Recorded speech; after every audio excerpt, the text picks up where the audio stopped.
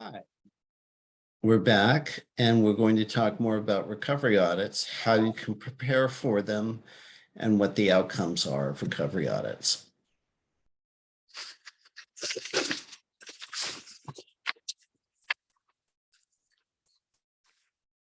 Okay, there are different types of recovery audit contractor audits. The RAC audits include the automated errors where providers are asked to return the overpayment.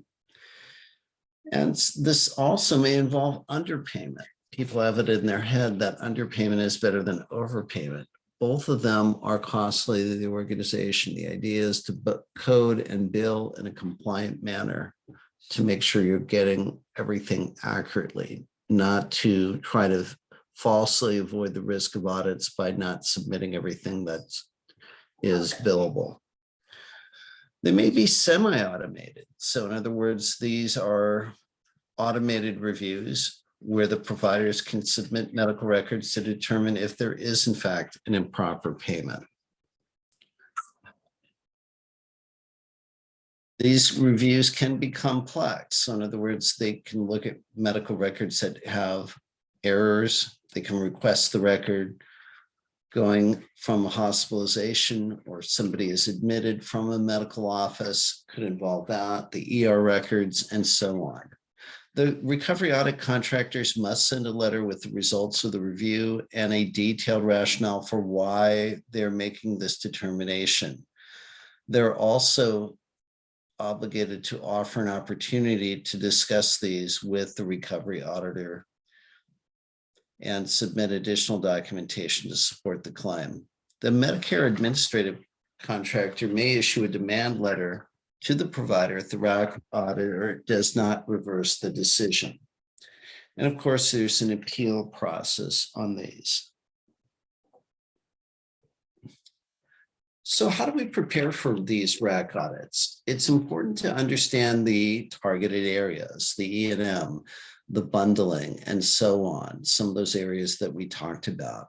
When I review the distribution of the practices, procedures, and service with national or state statistics. Again, you're always going to be triggering and looking to be asking for an audit if you're the outlier.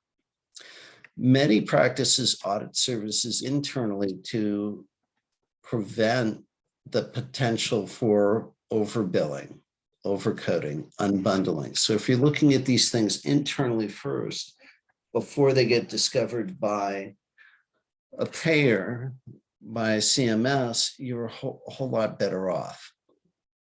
And bear in mind that the RAC audits can extrapolate the amount for all claims. So if there's infusion suites, say, and they find a certain amount of errors, they could go back and extrapolate and say, based on this, we say that you owe us this amount of money. So it's really something you want to get out ahead of. Type of government audit we have is the Medicaid Integrity Program. And basically this was designed similar to reduce overpayment, particularly in the area of fraud and abuse. And these Medicaid Integrity Contractor Audit Programs began in September 2008, and they were set up in different regions in the United States, very much like the same way that the recovery audit contractors were set up.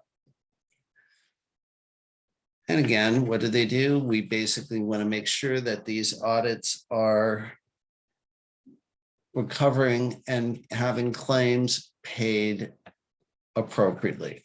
Proper documentation, medical necessity, coded correctly, and so on. The three different types of auditors are the review auditors, the audit, Medicaid integrity, and then the education. Just because these audits find something, there is a review process. All healthcare providers have the right to appeal to decisions by the CERT, by the RAC, by CMS, and the overpayment must be sent back to CMS before you can even start the appeal process. All right. So providers who do not accept the assignment you have limited rights to appeal. So the idea is you have to send the overpayment back before you exhaust all your appeals. There are different levels of appeals that are characterized in your text. Again, the administrative law judge, Medicare Appeals Council, and then ultimately federal district judge.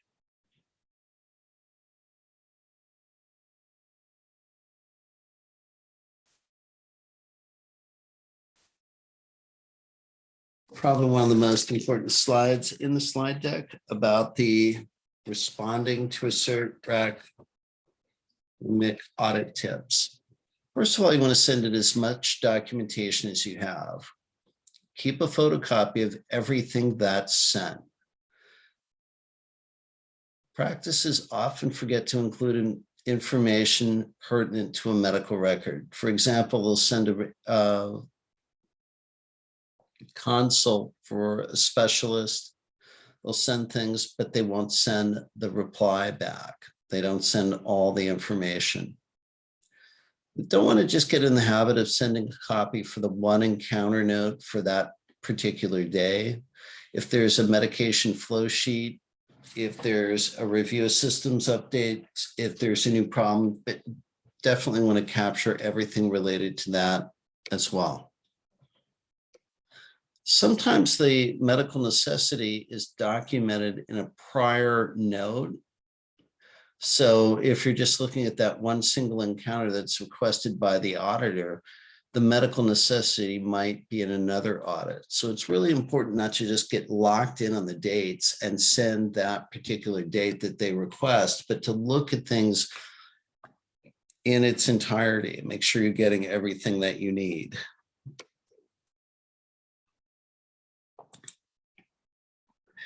You never want to alter any medical records, even if it's typos, even if they're illegible. If you have a transcript, it's okay to type it, but you do need to initial it, follow correct procedures, and include the original. If there are spelling mistakes or other grammatical errors, they have to stay, although you can make them indented. And then anything that is transcribed or typed needs to be authenticated. In other words, it needs to be signed.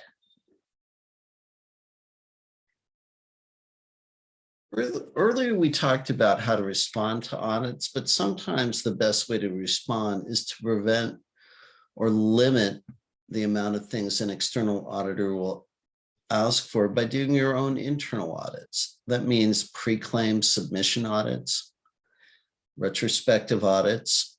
And if you have a pattern of documentation, take action on it. Identify what the errors are and how you can correct them. And then there's all different types of educational material that can be provided to medical providers. This gets into an area we'll cover later in the course in terms of clinical documentation improvement. In other words, the idea is if we can have providers document more clearly what's going on, it's a lot easier to code and bill properly.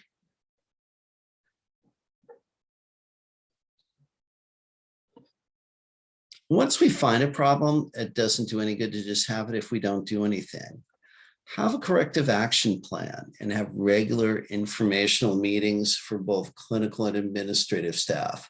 In the hospital setting, many times coders will have monthly meetings, and this is a sound practice for outpatient medical offices as well. You want to monitor specific areas for compliance and keep track of these audits and have follow-up meetings. We never want to stop improving claim submission audit processing. Again, we want to do these audits frequently, at least annually. And sometimes these may be done by external consultants, right? And want to be comparable to the CMS frequency. This is one of the things that we saw brought down the Reading Medical Center. If you listen to the entirety of that video, this CMS Medicare administrative contractors would look at the frequency for like populations, and anytime there's an outlier, they're going to be doing more involved audits.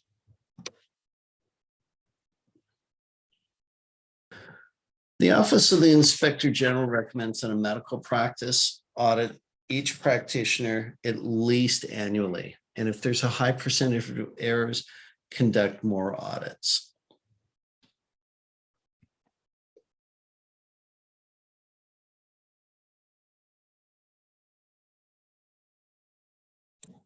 And we'll get into this a little bit more when we start looking at EHR Go, some of these other things. When we do an internal audit, we basically want to lead off with who's going to be responsible for performing the audit. Is it going to be a practitioner, a consultant, the coder? More and more frequently, it's going to an outside consultant. And certainly good reasons for that. A lot easier to do this. We don't have the pressure of being under the practice itself. So some people really believe that you wind up with better results. You also want to determine whether you're going to be looking ahead and auditing prospectively or retrospectively. And again, in an ideal world, we'd have large sample sizes because, as we know, a larger sample size has more valid conclusions, but there are cost constraints for how large these sample sizes can be.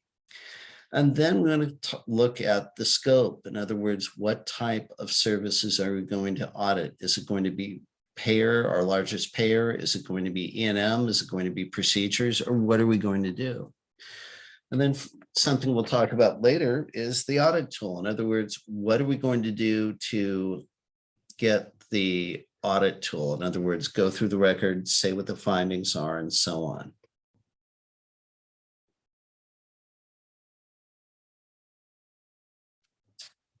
A good place to start if you're unclear on where to start in terms of an internal audit is to review the OIG work plan, fraud alerts, and utilization patterns.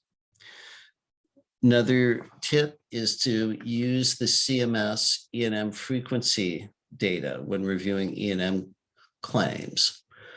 So in other words, if we're looking at that in our geographic area, we really want to be concerned if we're seeing that we are an outlier. And then once the risk areas are identified, we want to identify and keep a list of the claims that are not actually paid and draft a report to share with the practitioner and the practice management. And something that is really important to keep in mind that I didn't always keep in mind when doing these audits is we want to keep it simple and to the point. If you have a 10-page single-space type report with references from the Federal Register or the OIG, they'll probably stop reading it after about page 2.5. You want to stay on message, be concise, to the point. These are the problem areas. These are the steps that are recommended.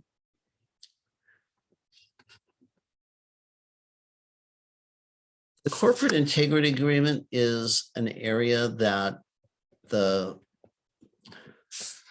Health and Human Services Office of Inspector General imposes as kind of an agreement. So in other words, if a medical practice has overpayment,